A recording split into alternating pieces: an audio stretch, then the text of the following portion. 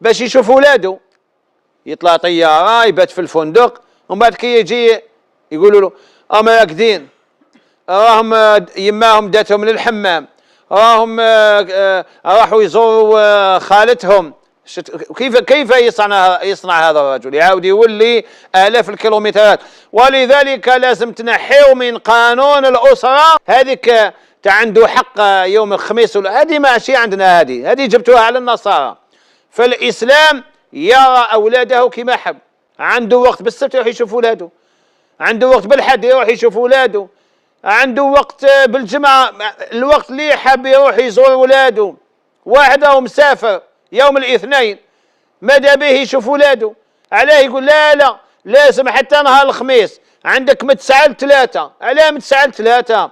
أنا في مستشفى ممنوع الزيارة فوق 3، من 9 ل 3 على حديقة حيوانات.